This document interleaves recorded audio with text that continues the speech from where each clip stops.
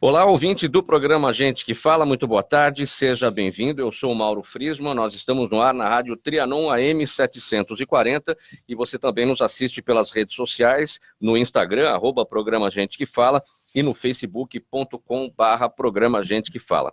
O convidado de hoje é o secretário municipal de Mobilidade e Transportes da cidade de São Paulo, Edson Caram. Boa tarde, secretário, seja bem-vindo ao programa Gente que Fala. Boa tarde, Mauro. Boa tarde, ouvintes da Rádio Trianon. À disposição para que você precisar. Sim, vamos lá.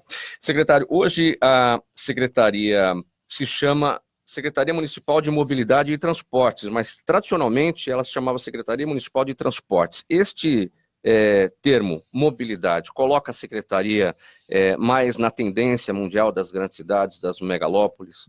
Sim, a questão da mobilidade hoje no município de São Paulo é a coisa mais importante que nós temos, ou seja, o porquê a mobilidade, porque a partir do momento que você está fora da tua casa, se deslocando de um ponto a outro, você está se movimentando.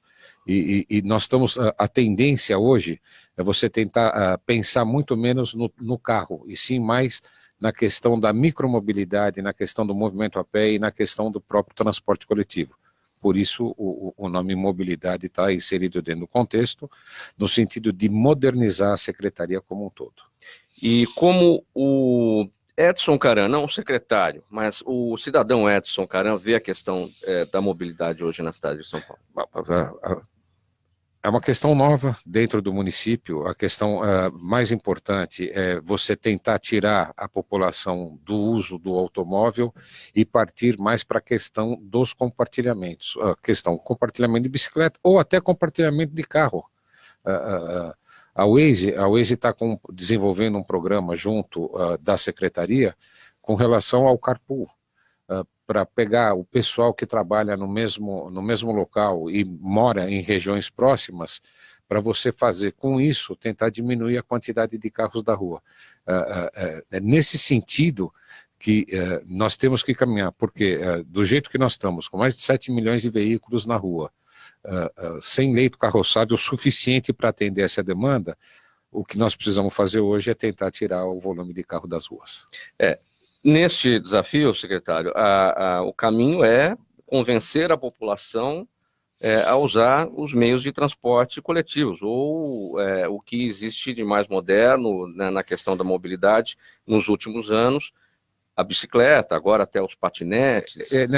Não é só tentar convencer. A Prefeitura de São Paulo, na administração do prefeito Bruno Covas, ela está criando um novo modelo cicloviário para a cidade de São Paulo. Esse modelo cicloviário ele está vindo não só para permitir que as bicicletas transitem, mas que também os outros modais que possam vir, como o patinete, por exemplo. E a ideia é você sempre fazer uma interligação entre essas ciclovias e ciclofaixas, no sentido de você levar o cidadão sempre a um ponto de algum terminal, ou de ônibus ou de metrô, para que ele possa se locomover. Para isso, nós estamos iniciando conversações com o Estado, no sentido de colocar bicicletários dentro das suas estações, para que possa também receber essa demanda. Ou seja, a ideia do novo plano cicloviário é exatamente essa: fazer com que a população efetivamente use outros tipos de modais, não só o carro.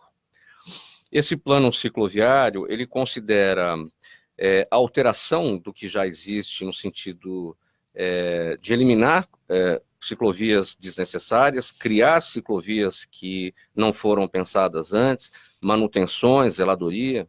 Veja bem, o prefeito Bruno Covas ele liberou 325 milhões de reais para o biênio 2019-2020 para dar andamento a esse plano.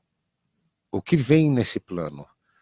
Aquilo que não servia, aquilo que não tem conexão e que não vai ser usada para conexão, ela poderá vir a ser eliminada. O que nós estamos fazendo são criar conexões entre o já existente, para que você possa exatamente usar a ciclovia ou a ciclofaixa, no sentido de que você tenha condição de chegar a um ponto onde você possa pegar um transporte coletivo. E nesse sentido, com a vinda também dos patinetes e com a atual situação que elas se encontram, 311 quilômetros de ciclovia e ciclofaixa serão reformados. Além disso, 174 quilômetros novos serão construídos. Secretário, vamos considerar a seguinte situação.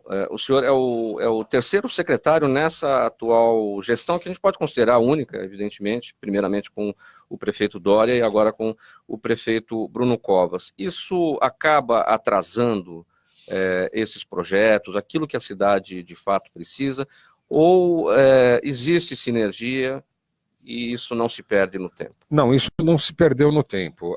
Desde que o primeiro secretário sentou na secretaria, o Sérgio Aveleda, depois passando pelo João Otaviano e com a minha chegada, o que a gente procura manter é a tendência de governo, a tendência da administração Bruno Covas e antigamente o João Dória.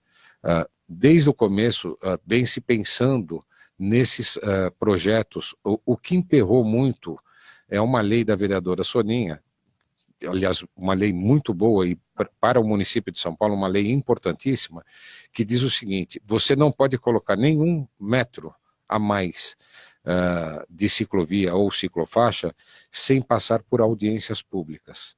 Então, a secretaria, agora, no começo desse mês, ela terminou a última audiência pública no sentido dessa construção, desse novo programa, e a partir desse mês, aí sim nós estaremos com todos os projetos concluídos, porque nós precisamos ouvir não só a população usuária, a população que por algum motivo ela pode se sentir prejudicada porque vai ter uma ciclofaixa na porta do seu estabelecimento comercial ou na porta da sua casa. Então, todo o entorno, todo o grupo atendido pela ciclovia e pela ciclofaixa tem que ser ouvido para verificar que nada seja feito de forma que não agrade ninguém. A ideia é tentar efetivamente criar um modal de mobilidade, mas de acordo com aquilo que venha com o interesse da população.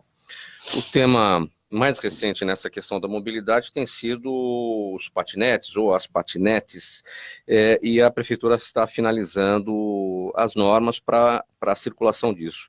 A gente viu nos últimos dias, o Rio de Janeiro finalizou as regras por lá, com medidas que são até um pouco duras, né, de serem fiscalizadas.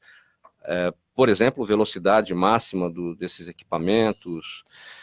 A prefeitura, de alguma maneira, pretende se inspirar no que o Rio de Janeiro está propondo, até o que outras cidades estão fazendo? Na verdade, o Rio de Janeiro veio mais ou menos que de carona naquilo que a Prefeitura de São Paulo já fez.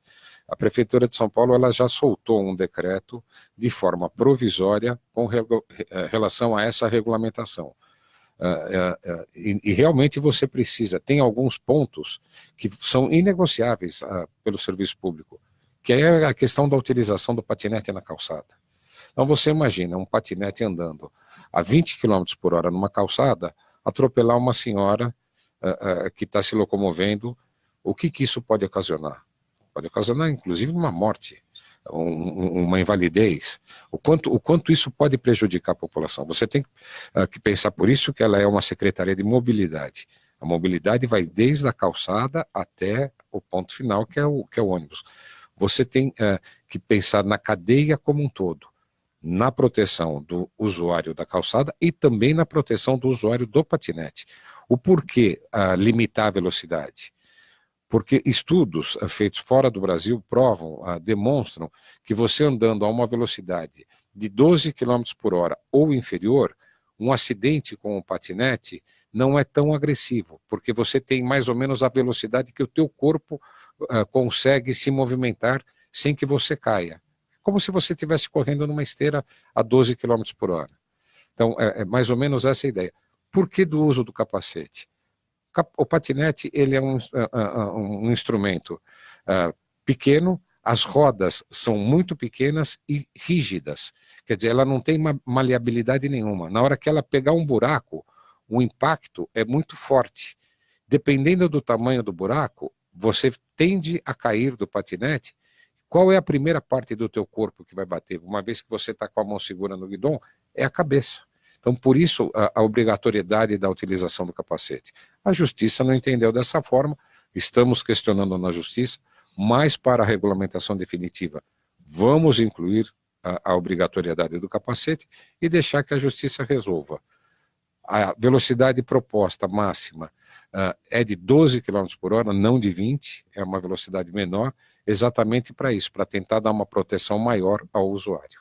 O senhor foi diretor do DSV e certamente tem bastante experiência nessa questão relacionada à fiscalização das infrações de trânsito. Como é que o senhor pretende levar para a questão dos patinetes a fiscalização? Porque é muito difícil saber a que velocidade um patinete está circulando. Veja bem, você vai ter dentro do teu decreto que as empresas prestadoras de serviço, elas vão ser obrigadas a abrir a base de dados dela. Dentro dessa base de dados dela, você vai ter exatamente os locais por onde elas estão circulando e exatamente a velocidade por qual ela está transitando. E como você está tratando de sistema, a própria empresa pode gerenciar e limitar a velocidade do seu equipamento. Então, para isso, nós, dentro do CEMUV,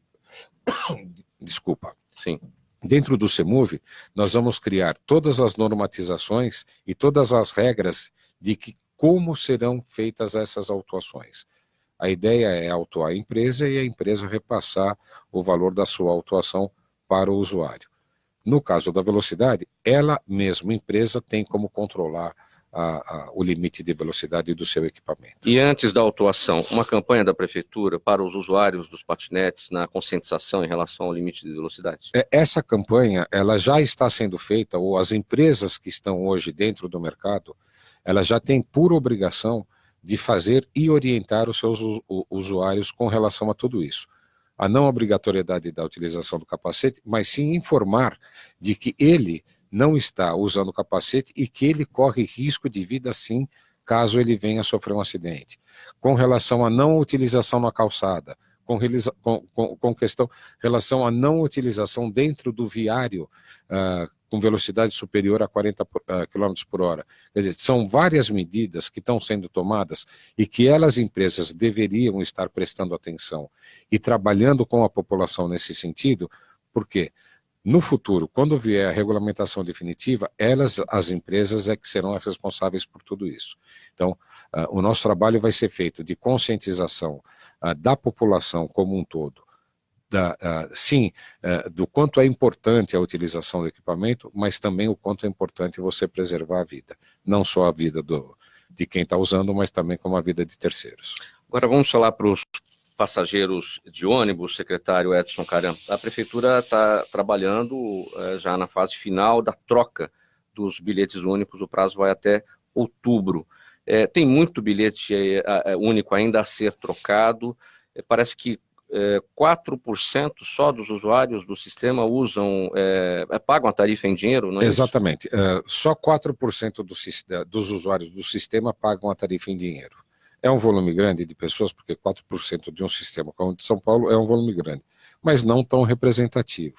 Com relação ao bilhete único, a troca está programada até dia 30 de setembro, parece que 1º de outubro ele perderá o valor, mas o importante é dizer o seguinte, o que nós não vamos aceitar mais são esses bilhetes não identificados, com valores de crédito dentro do bilhete de acima de R$43.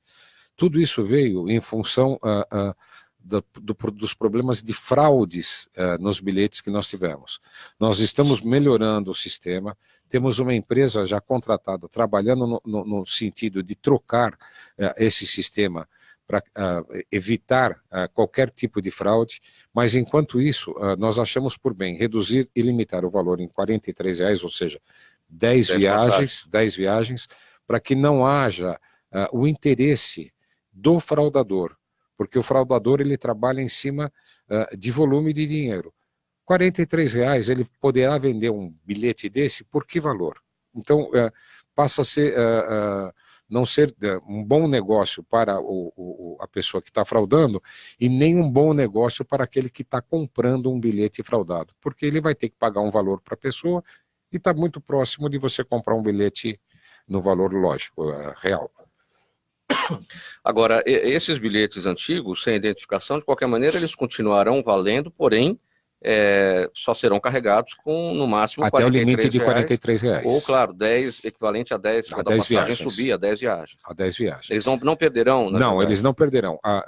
O que nós queremos é que todos eles migrem para o bilhete identificado, porque é um bilhete mais moderno, é um bilhete atual e é um bilhete menos suscetível à fraude. Hoje tem quantos ainda em uso desses antigos? Temos 40 mil.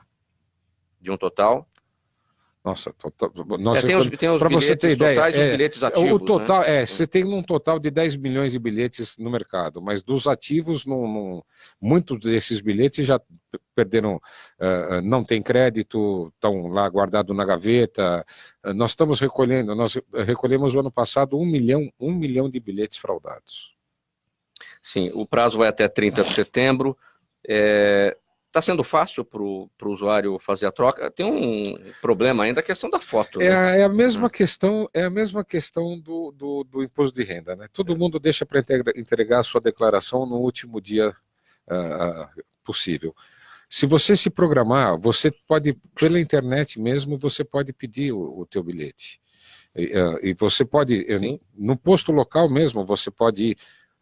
Estou no momento, não tem fila, vou lá, já vou fazer a requisição do meu bilhete. Quer dizer, você já teve 4 meses e agora está tendo mais 4 meses, 8 meses para fazer essa troca. Quando nós iniciamos, nós tínhamos 50 mil bilhetes.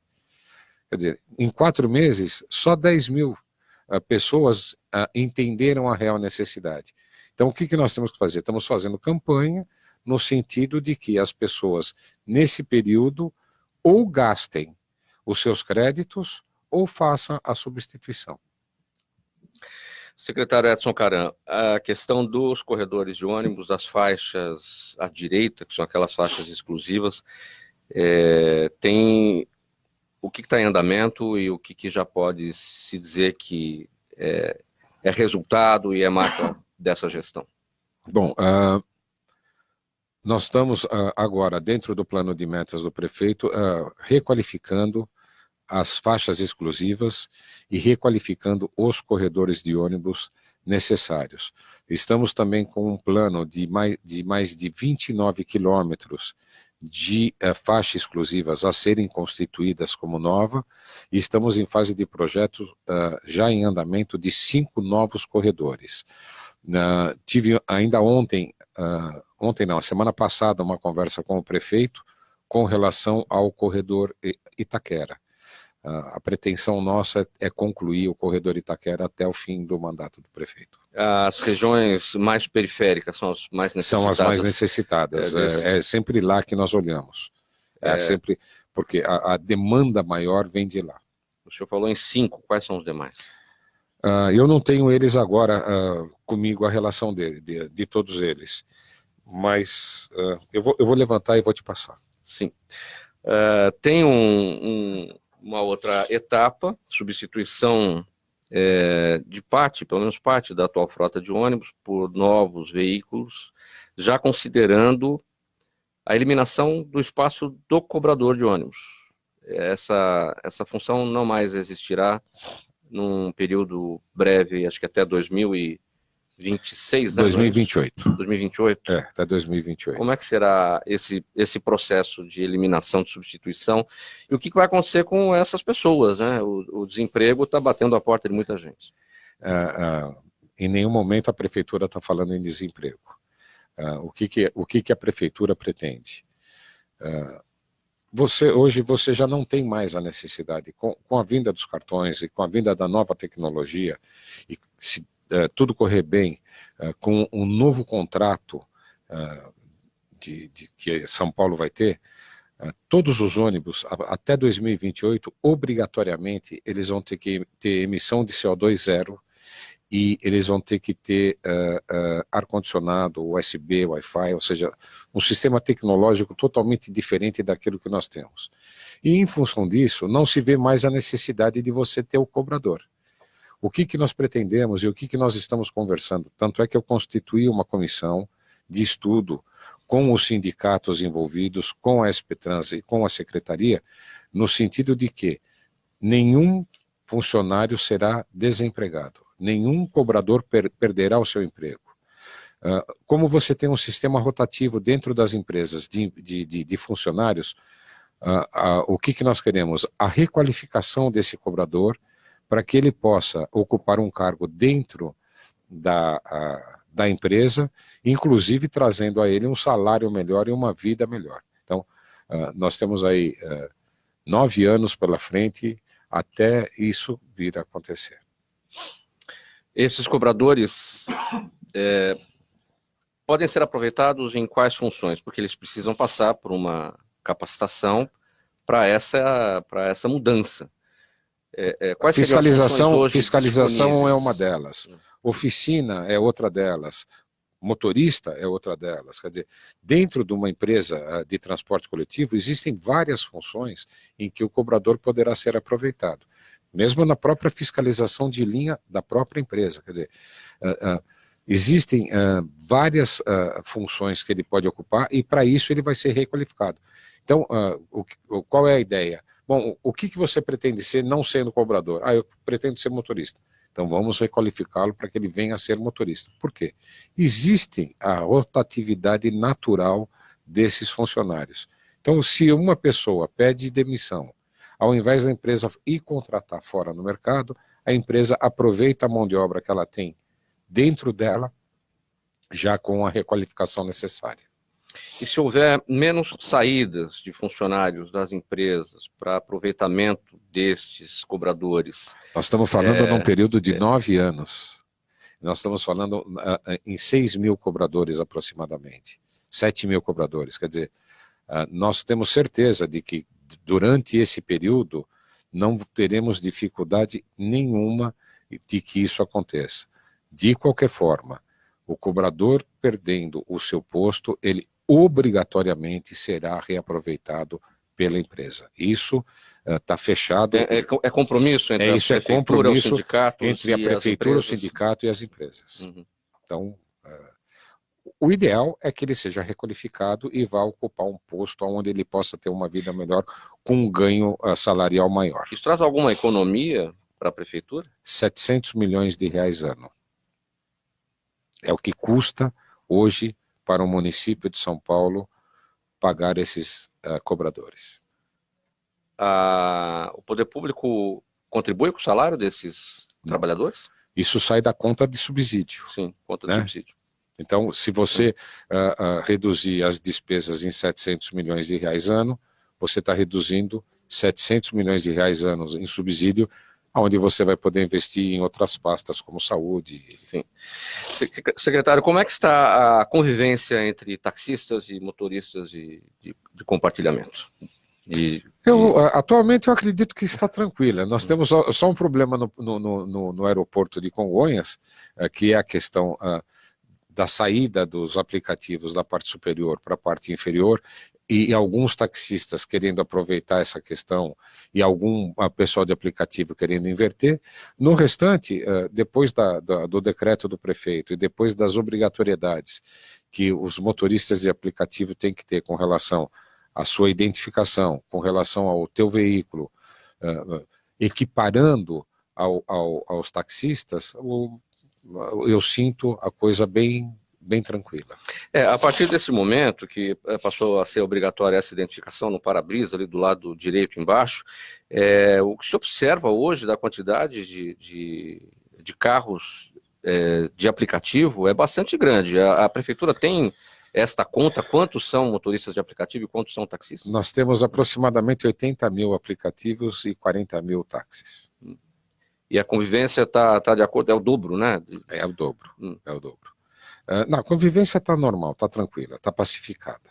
Sim. Tem algum projeto em especial para essa questão do transporte mais individual, do táxi, do aplicativo? Não.